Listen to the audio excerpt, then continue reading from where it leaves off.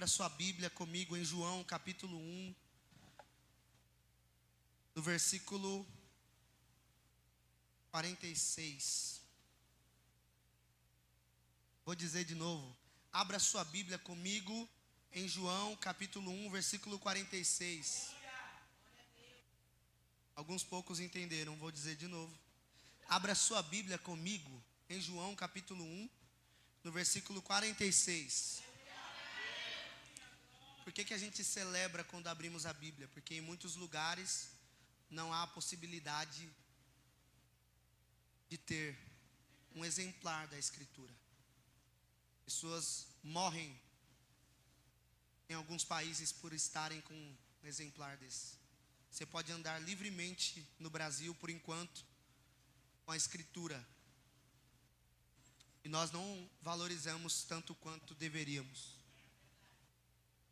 Então, toda vez que a gente abrir a Bíblia, nessa igreja, nós vamos celebrar. Eu gostaria muito que você entendesse que você não é um telespectador nessa pregação. Você não é alguém que veio para assistir ou ouvir uma mensagem.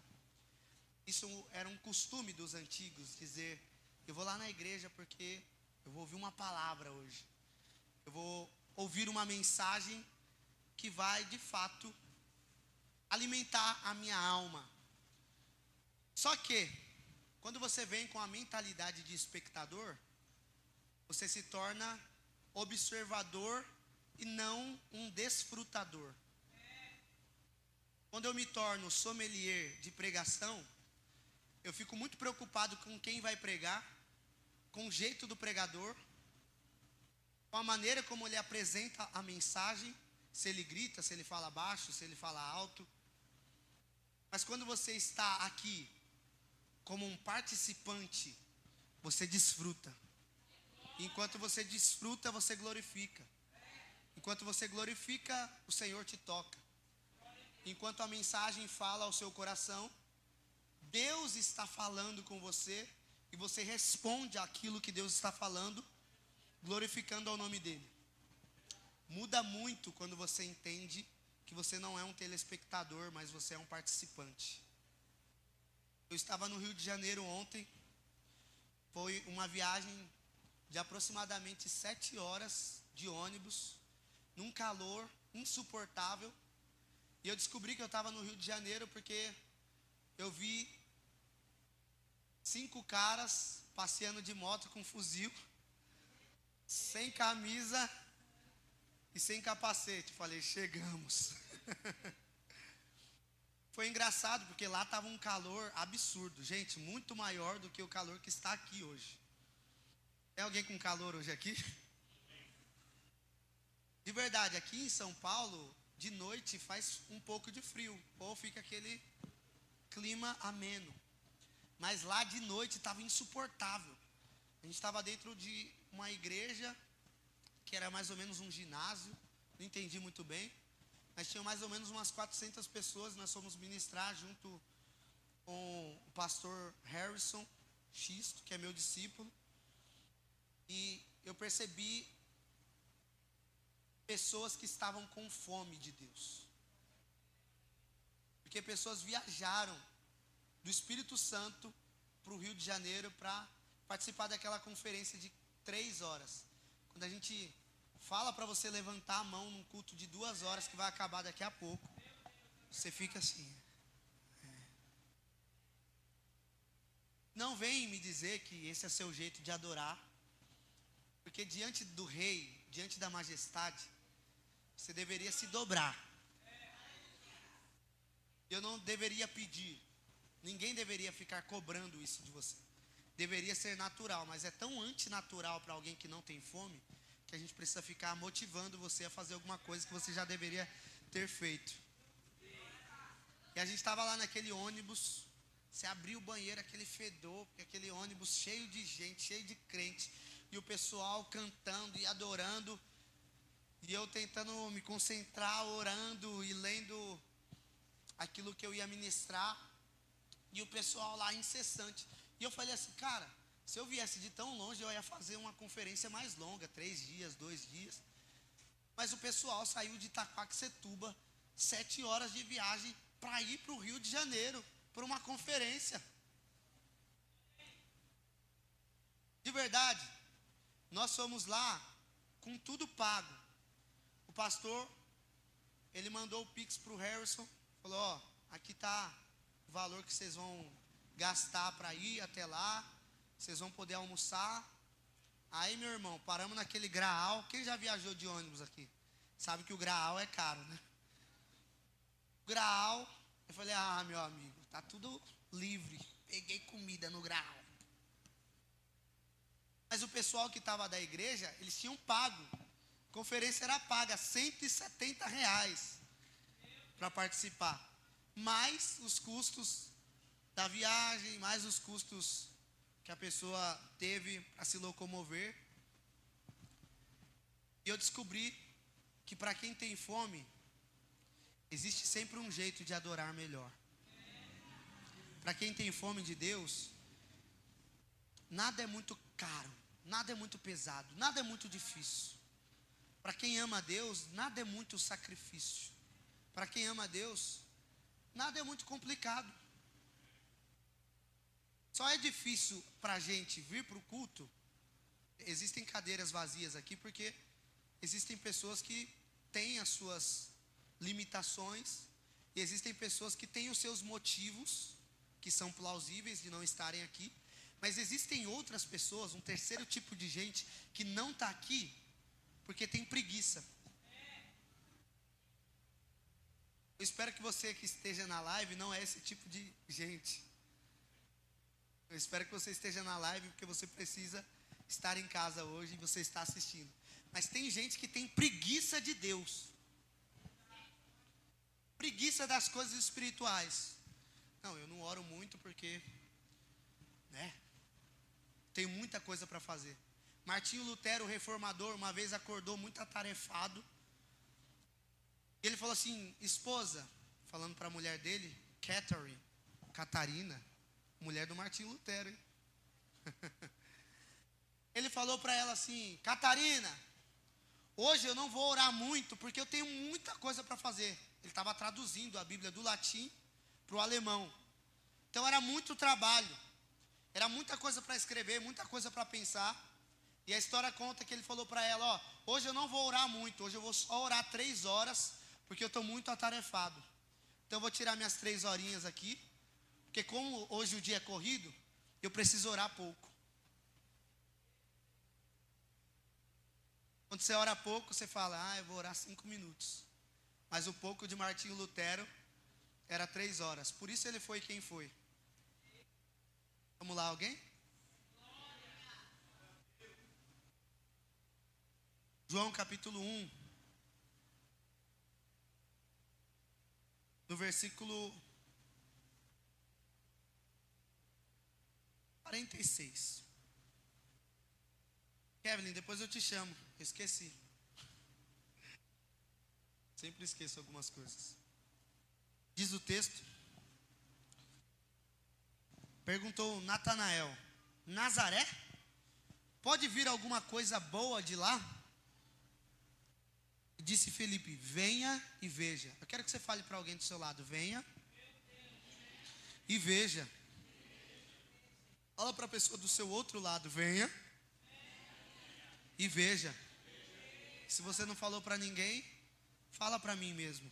Pastor, venha e veja. Esse é o tema da minha mensagem. Ao ver Natanael se aproximando, disse Jesus, aí está um verdadeiro israelita, em quem não há falsidade. Perguntou Natanael, de onde me conheces? Jesus respondeu, eu vi quando você estava debaixo da figueira, antes de Filipe o chamar. Então Natanael declarou, mestre, tu és o Filho de Deus. Aleluia. Tu és o Rei de Israel. Jesus disse, você crê porque eu disse que o vi debaixo da figueira? Você verá coisas maiores do que essa. E então acrescentou, digo-lhes a verdade, vocês verão o céu aberto e os anjos de Deus subindo e descendo sobre o Filho do Homem. Feche os seus olhos comigo nessa noite um pouco.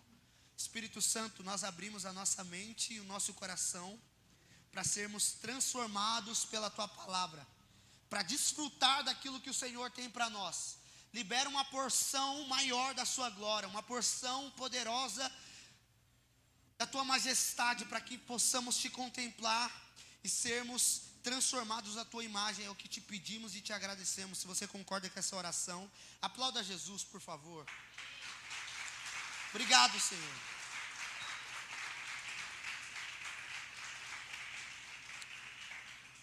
O Senhor me deu essa palavra há um tempo atrás e eu preciso pregá-la novamente.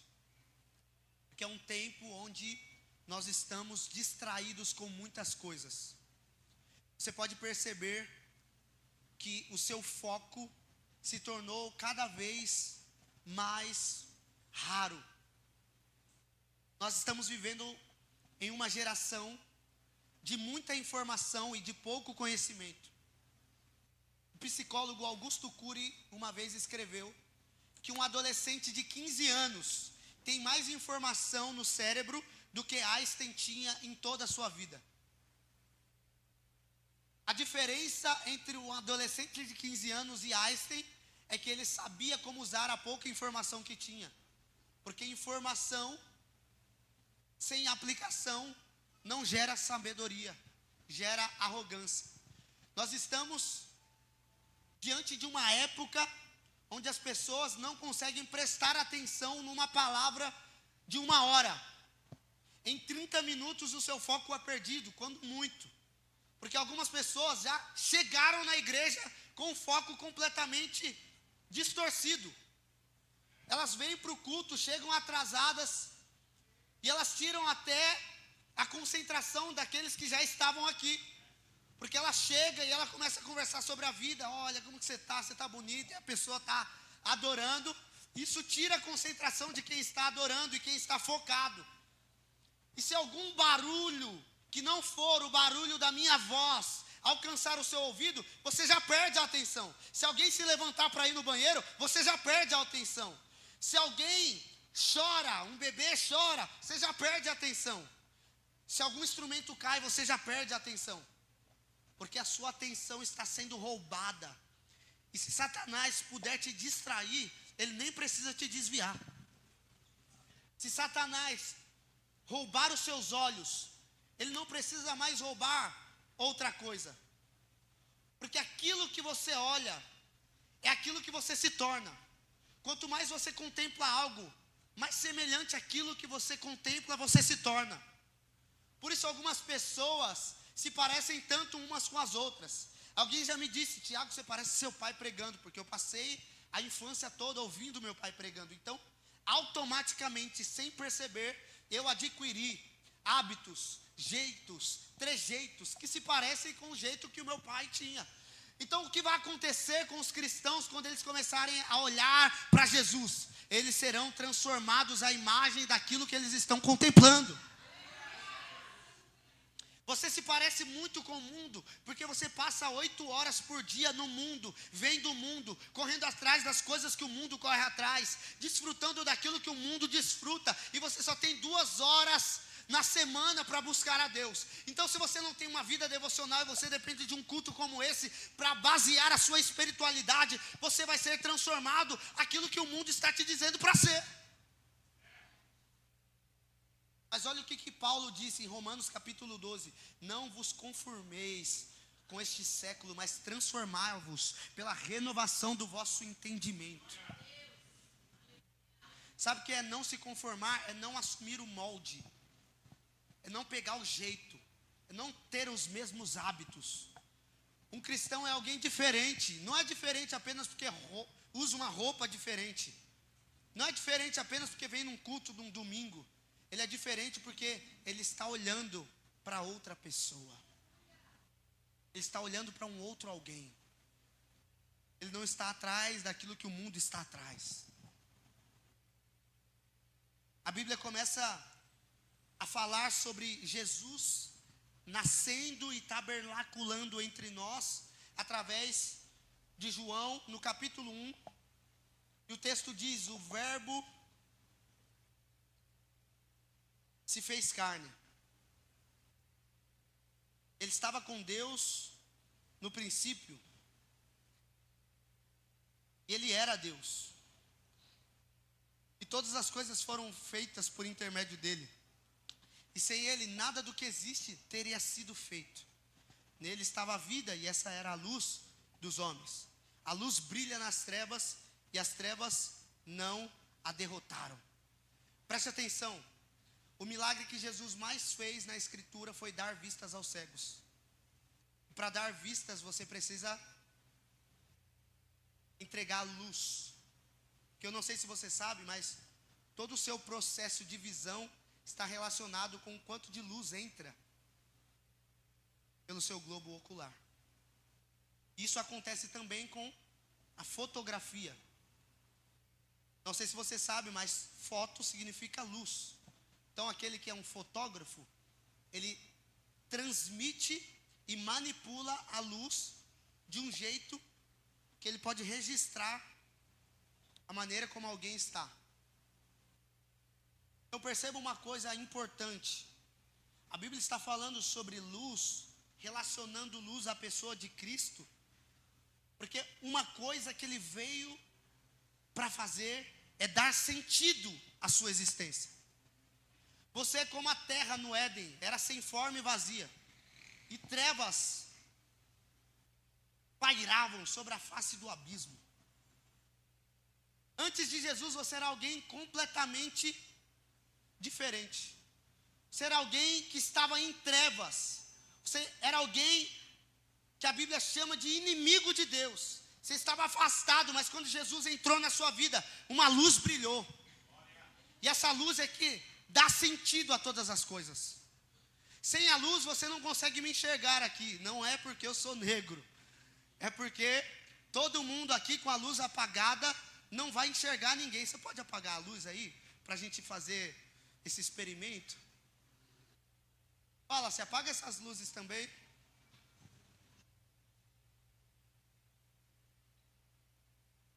Eu não consigo ver a maioria de vocês que está aí atrás. A gente consegue ver eu aqui. Agora já era, né? Apaga de novo, apaga de novo. Só um sorriso. Nem um sorriso. Nem um sorriso aparece. Só a luz do microfone. Sabe por que Jesus é a mensagem mais importante do universo? Porque está todo mundo no mundo assim, ó, desse jeito. Você talvez tenha chegado nessa igreja dessa maneira. Eu estou falando espiritualmente. Você não consegue enxergar um palmo à frente. Mas quando você ouve uma palavra como essa, e eu acredito que é o Espírito Santo quem está pregando no meu lugar hoje. Ele está falando, se você der espaço, se você abrir o coração, e se você estiver disponível para vir, você vai ver. Porque o chamado de Jesus para você é: venha e veja. Pode acender. E quando Jesus ilumina o seu entendimento, todas as áreas da sua vida que estavam mais ou menos, que estavam sem iluminação, que estavam sem sentido, Ele coloca sentido, Ele coloca força, Ele coloca alegria, Ele coloca luz. A Bíblia diz que veio um homem para testificar acerca da luz, e esse homem era João Batista. João Batista foi chamado por Deus para ser uma voz, a voz do que clamava no deserto. Ele não era o que clamava, ele era apenas um megafone de Deus. Ele era apenas um homem que apontava para Cristo Jesus. E a Bíblia diz que dentre os nascidos de mulher não havia ninguém como João Batista. Ele era um peregrino do deserto, ele vivia como um nazireu. Mas tudo que Jesus fazia através de João era apontar para Cristo. Ele dizia: Ele é maior do que eu não sou digno de desatar as suas sandálias, porque aquele que viria depois dele é antes dele. Eu acho que não tem ninguém me entendendo nessa igreja. O único nome que vai permanecer é Cristo no fim. A Bíblia está pouco interessada em mostrar quem é João o Batista. A Bíblia está muito interessada em mostrar quem é Cristo, porque Colossenses diz que a sua identidade está escondida nele. Então, quando você descobre a Cristo, você descobre a si mesmo. Meu irmão, esse ministério um dia vai acabar. As denominações terão fim. Você sabia que um dia, quando estivermos na glória, não haverá Assembleia de Deus ou Presbiteriana, não haverá Batista ou neopentecostal, haverá só um corpo, só uma igreja, só um povo que adora a um Cristo que está sentado sobre um trono. Sabe por que a gente fica tão preso às coisas desse mundo? É porque a gente não entendeu ainda a beleza de Jesus. Quando esse culto acabar, por favor, esqueça de tudo, esqueça o nome do pregador, esqueça as frases de efeito, esqueça o nome da igreja, mas não se esqueça de Cristo, porque Ele é o centro de todas as coisas.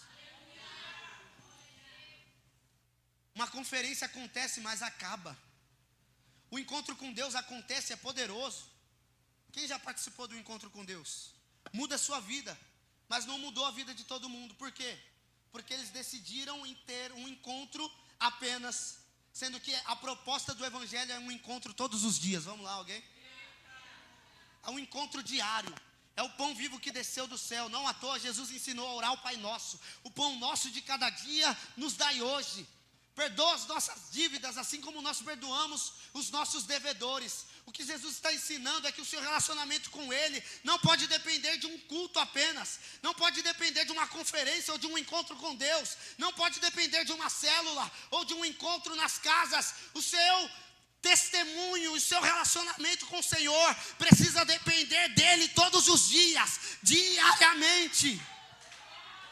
Aleluia. João Batista era grande, mas o ministério dele era apontar para Jesus. Jesus e o ministério dele começa chamando os seus discípulos para irem e para estarem com ele. Fala comigo, para irem e para estarem com ele. Ele era o Cordeiro de Deus que deu a vida para o resgate de muitos. Na antiga aliança, para você entender, Deus estabeleceu um tipo de sacrifício que o agradaria e que faria com que a sua ira fosse apaziguada por um momento. Presta atenção, não perca isso que eu estou falando. O sacrifício consistia em você pegar um animal puro, normalmente um cordeiro ou um carneiro, cortá-lo num altar e queimá-lo. E após o sangue do animal ser aspergido sobre alguém, essa pessoa ela ficava purificada por um tempo. Ela encontrava misericórdia. No entanto, isso apenas cobria o pecado, mas não removia. Porém, quando Jesus estava andando no deserto, ele apareceu no Rio Jordão, enquanto João Batista estava batizando. A Escritura diz que João Batista apontou para Cristo, e ele disse: eis o Cordeiro de Deus que tira o pecado do mundo. Jesus não apenas tira coisas de você, Ele coloca também a essência dEle em você. Você já deve ter ouvido pregações dizendo que Jesus estava ansioso para arrancar algumas coisas, uma depressão do seu coração, uma ansiedade do seu coração, arrancar coisas que estavam fora do lugar. Mas eu vim dizer para você nessa noite, assim como João Batista, Ele é maior do que eu, porque Ele veio antes de mim. Eu batizo com água para arrependimento, mas após mim vem aquele que batiza com o Espírito Santo.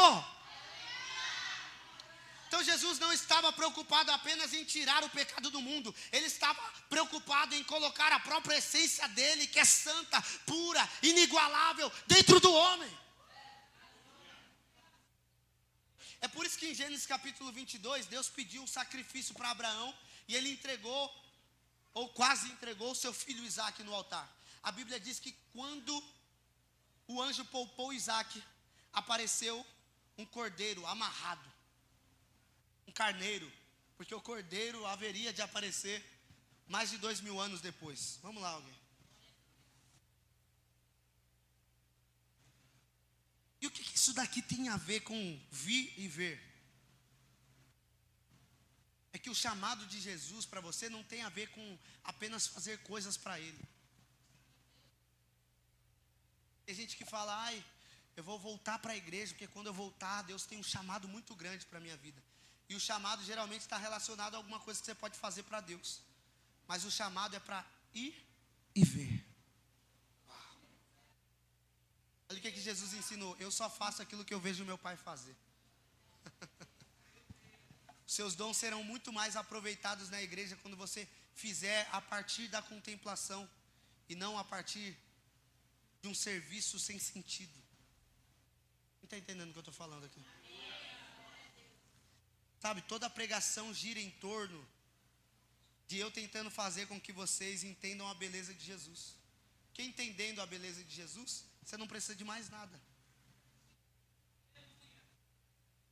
E existem coisas que ninguém pode fazer por você. Eu não posso fazer isso por você. Quando Jesus começou a chamar os seus primeiros discípulos, a Escritura afirma que ele chamou Filipe. E ele disse, siga-me. E depois Filipe chamou Natanael. Fala comigo, Natanael.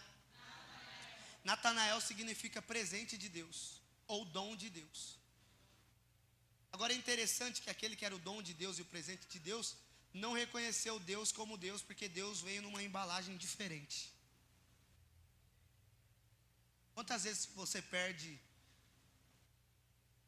a visitação de Jesus porque ele está embalado de maneira diferente? Mas não é sobre isso que eu vou pregar. Felipe falou para Natanael, Natanael, tem um homem, eu acho que ele é o Messias. Ele veio de Nazaré, peraí, como Natanael era um religioso, ele olhou para aquela frase e ele esqueceu da palavra Messias, ele esqueceu da palavra Salvador, ele esqueceu da palavra Cristo, e ele focou no lugar onde Jesus tinha crescido, que ele nasceu em Belém, mas cresceu em Nazaré, Galileia, na Judéia. E aí Natanael falou, Nazaré? Peraí, pode vir alguma coisa boa de lá? Não, Nazaré não. Tá maluco? Nazaré? Tá maluco? Itaim Paulista? Tá maluco? Poá? Pode vir alguma coisa boa de lá? Cristo gosta de nascer nos lugares mais improváveis. Cristo gosta de aparecer na vida das pessoas mais improváveis. Tem gente que vai sair desse culto hoje aqui e alguém vai te dizer, nossa, mas o Gabriel, nossa, mas a Janaíne, vindo de onde ela veio, tendo a história que ela teve, com os pais que ela teve, é porque Cristo gosta de aparecer na vida de pessoas e em lugares que ninguém dá nada para que a glória seja dele. Porque todo mundo que olhava para Jesus poderia dizer, não é porque ele nasceu em Nazaré, mas é porque ele é o Filho de Deus. Existe uma porta aberta no céu, mas a ordem é para que você suba. A ordem é para que você venha e desfrute. A ordem é para que você tenha um relacionamento e um encontro verdadeiro com Ele. E o encontro verdadeiro com Ele muda tudo. O encontro verdadeiro com Ele transforma os seus interesses, transforma a ordem de prioridades que você dá para a sua vida. Existem algumas coisas que ninguém pode fazer por você. Ninguém pode comer por você. Se eu como de um pão, você não é alimentado. Ninguém pode beber por você. Se eu bebo da água, você não se sente saciado. O problema é que a gente faz isso com os nossos líderes e pastores. A gente quer que eles bebam por nós, mas a gente nunca vai se sentir saciado enquanto alguém estiver bebendo no nosso lugar. Filipe deu para ele a instrução de quem Jesus era. Ó Felipe, tem um homem que ele é o Messias. Uau. E ele veio de Nazaré. Nazaré? Aí Felipe não ficou tentando discutir, como tem muito debate na internet, né? Um cristão versus não sei quantos. Fica tentando falar, Jesus é isso, Jesus é aquilo. Porque a teologia ensina, eu gosto de teologia, eu gosto de Bíblia, eu gosto de ciência, eu sou nerd. Mas irmão, você não convence ninguém falando acerca de alguém. Você convence alguém mostrando esse alguém que você está falando acerca dele. Por isso que Felipe não tentou ficar discutindo teologia com Natanael. Ele só falou, vem ver. Eu não sei o que você está entendendo dessa mensagem, mas se você não entendeu nada até agora, eu só estou te falando uma coisa, vem e vê. Vem desfrutar. Porque Deus não foi feito para ser explicado. Deus não foi feito para ser entendido. Mas eu não entendo o meu chamado. Eu não entendo o que Deus quer da minha vida. Você não precisa entender. Você só precisa desfrutar dele. Enquanto você desfruta, você compreende. Enquanto você desfruta, nenhuma das suas perguntas ficará sem resposta. Porque toda resposta que você precisa está nele. Uau! Jesus não apenas fala onde ele está, ele quer que você venha e veja. Será que você está satisfeito em Cristo nessa noite? Satisfeito em estar nele? Se Deus tirasse da sua vida toda a programação religiosa, será que você continuaria crente? Olá. Será que eu continuaria crente se Deus tirasse o microfone da minha mão? Porque o meu chamado não é ficar falando para você de Jesus. Isso é minha missão. Fala comigo, chamado é diferente de missão. Só que só pode cumprir a missão quem foi chamado. E quem foi chamado não foi chamado para fazer, foi chamado para estar. Vem e veja. O que Deus está falando para pessoas nessa noite aqui é que você não foi chamado para fazer alguma coisa. Natanael não se preocupa em entregar alguma coisa, em fazer alguma coisa, em performar. Se preocupa em estar na minha presença, porque estando na minha presença é impossível não fazer nada. Uau. É Jesus quem chama. Jesus te conhece antes mesmo de você ter conhecido a Ele. Antes de você ouvir falar o nome de Jesus, Jesus já tinha ouvido falar do seu nome.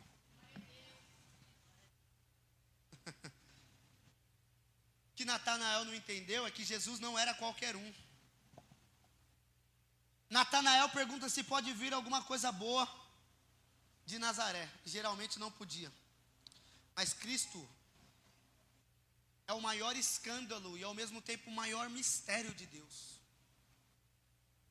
Deus poderia ter enviado Cristo com aparência de anjo. Seria muito mais fácil seguir alguém assim. É ou não é? Por que a Bíblia diz que Jesus veio para os seus e os seus o rejeitaram? Porque eles olharam para Jesus e ele falou, é um homem, é um cara, é um carpinteiro. Provavelmente Jesus não era bonito. Jesus era um homem que se ele passasse na rua hoje, você não ia falar, Jesus. É só o Espírito que revela. Jesus era um homem igual eu. Tanto é que quando Jesus foi traído, tiveram que diferenciá-lo. Por isso Judas beijou ele. Judas marcou um sinal com os soldados falando, aquele que eu der um beijo, esse é Jesus. Senão, os soldados iam ter prendido qualquer outro homem. Jesus era muito comum.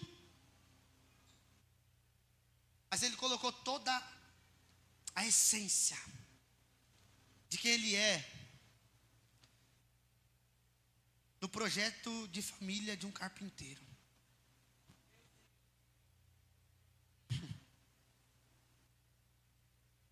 Deixa eu te mostrar quem a Bíblia diz que Jesus é.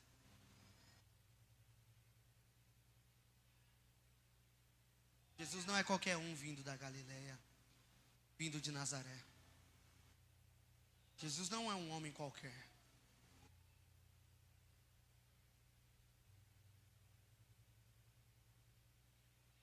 Jesus é o Rei dos Reis, o Senhor dos Senhores.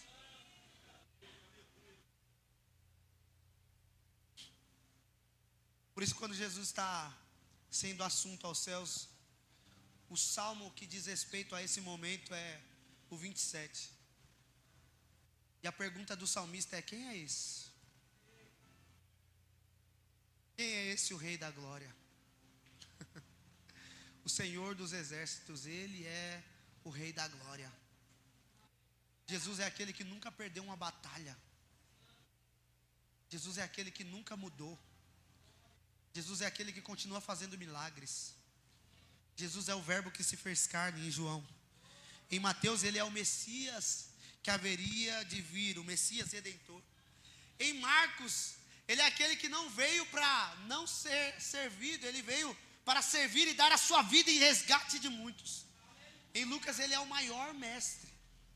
Em Oséias, ele é o esposo traído. Em Daniel, ele é o quarto homem na fornalha.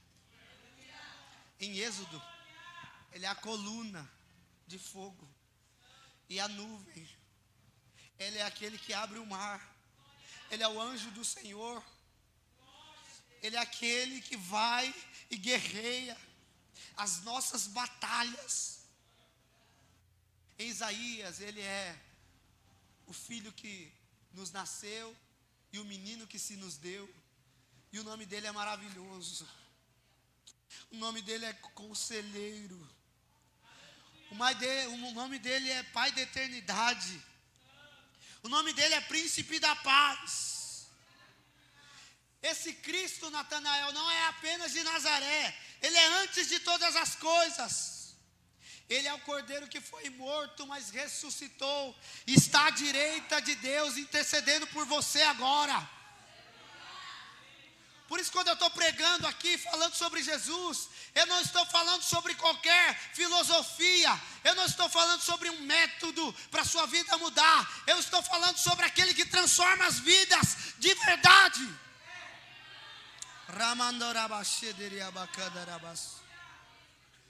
Eu estou falando sobre o Deus de toda a criação, aquele que tabernaculou entre nós. Ele se fez carne, porque ele queria mostrar que a glória de Deus pode caber dentro de um homem.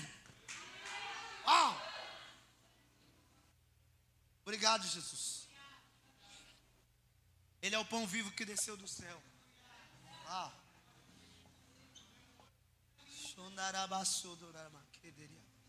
Você sabe por que o povo de Israel comeu do deserto?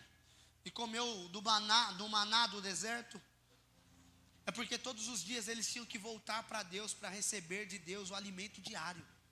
Deus estava falando: você precisa ter relacionamento comigo.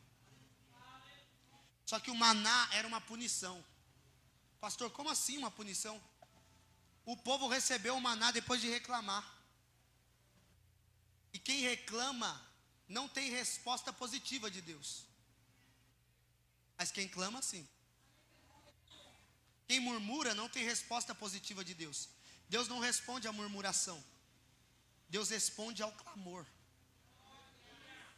Pastor, mas você está falando uma coisa bizarra. Porque o maná foi uma coisa boa.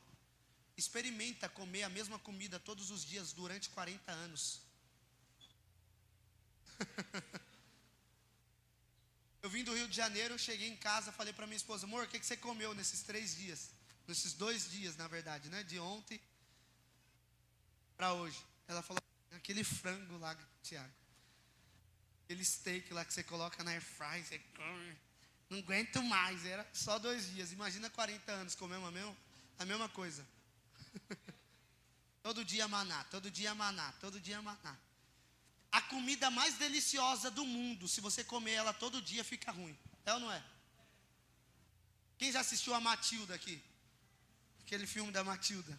O gordinho, tadinho do gordinho. Você quer bolo de chocolate? Então toma. Aí come bolo, come bolo. Chega uma hora que ele está passando mal de tanto comer bolo de chocolate. Só que tem uma coisa em Cristo que é mais poderosa do que o maná, e é por isso que Jesus faz referência ao maná falando como uma maldição. Os seus pais, João capítulo 6, depois você lê em casa. Os seus pais, eles comeram do maná do deserto, mas morreram. Mas eu sou o pão vivo que desceu do céu. E quem não come da minha carne, não bebe do meu sangue, não tem parte comigo. Sabe uma coisa sobre Jesus? Ele não enjoa, você come dele todo dia, você participa da vida dele todos os dias, mas todo dia tem um gosto renovado, todo dia tem um prazer diferente. É por isso que tem gente aqui que já é crente há mais de 10 anos, todo dia você ouve falar sobre Jesus, todo dia você ora a esse mesmo Jesus, mas ele não é enjoativo. Quanto mais dele você recebe, mais dele você quer. Quanto mais dele você bebe, mais sede você tem. Quanto mais dele você come, mais fome você tem. Tem alguém com fome de Jesus nessa noite aqui?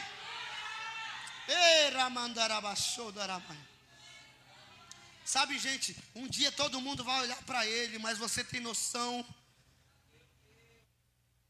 de que esse que está vindo, ele olhou para você. Um dia ele falou para você: eu conheço você pelo nome. Eu vim dizer para alguém nessa noite, eu não sei para quem, mas Jesus te viu debaixo da figueira.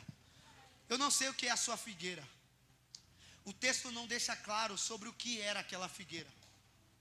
Você acompanhou comigo que Jesus falou para Natanael: você é um israelita, eu conheço você. Natanael fiquei impressionado. Ele falou: como que o Senhor me conhece?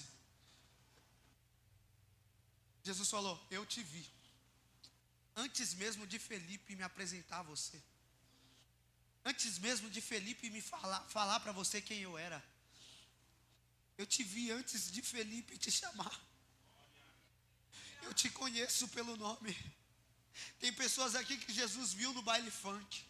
Tem pessoas aqui que Jesus viu o seu momento de maior dor, maior fragilidade, quando ninguém te viu, quando ninguém tinha um conselho para você, quando os seus líderes te abandonaram, quando o seu pastor te deixou. Jesus te viu nesse dia, e ele te conheceu antes que você o conhecesse. Ah, meu amigo, se você entendesse que o Deus que chama todas as estrelas pelo nome, ele te conhece pelo nome, você mudaria transformadamente. Ele te viu quando ninguém mais podia te enxergar. Ele te enxergou. Ele te viu no seu pecado, mas ainda assim ele quer te receber. Ele te viu quando você errou, mas ainda assim ele está de braços abertos, falando: venha e veja. Ele te viu quando ninguém mais te viu. Ele te viu. Wallace, você tem noção que Jesus te viu naquele dia que você pegou os remédios para se matar? Ei, jovem, adolescente, você tem noção de que Jesus te viu depois de você ter pecado, assistido aquele conteúdo que não era para assistir, e ter se sentido culpado? Ele te viu. Ei, mulher, você sabia que ele te viu naquele momento de dor? Você sabia que ele te viu quando não tinha esperança mais no seu coração? Quando o diabo estava oprimindo o seu coração? Quando o diabo estava te colocando numa cama em depressão? Jesus te viu. E Jesus te chamou pelo nome. Jesus conheceu a sua essência.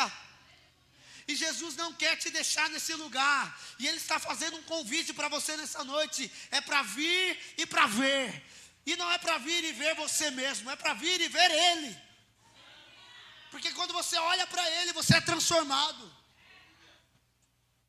O salmista diz: aqueles que olham para Ele estão radiantes de alegria. Não encontrará tristeza no rosto daqueles que olham para Ele. Por isso que Satanás está fazendo de tudo para manter você com olhos em outras coisas, te manter refém daquilo que você assiste, te manter refém daquilo que falaram para você, te manter refém das coisas que te cercam. Ele quer te destruir, te distraindo. Mas Jesus está fazendo um convite para alguém nessa noite aqui. Jesus está falando: venha e veja, veja a mim. Quando Natanael chega e ele vê que Jesus já o conhecia, ele se dobra e ele diz: tu és o Rei dos Reis. Tu és mesmo o Filho de Deus. Tu és o Rei de Israel. Aí Jesus fala: você crê porque eu falei que te vi debaixo da figueira? Calma aí, meu amigo. Ainda existe muito mais. Você pode falar para alguém do seu lado, fala assim: ainda existe muito mais. Você verá ainda mais. Eu quero declarar sobre a vida de alguém aqui. É só o começo do que Deus está fazendo na sua vida. É só o começo do que Deus está fazendo na sua história. O fato dele ter te visto é muito importante. É o pontapé inicial, mas Deus ainda vai se revelar poderosamente para você. Porque assim como ele falou para Natanael, Deus está falando para pessoas que você verá a glória de Deus. Você verá ainda maior, ainda mais poderoso, ainda mais eficiente, mais pulsante a glória de Deus na sua vida. Se coloque sobre o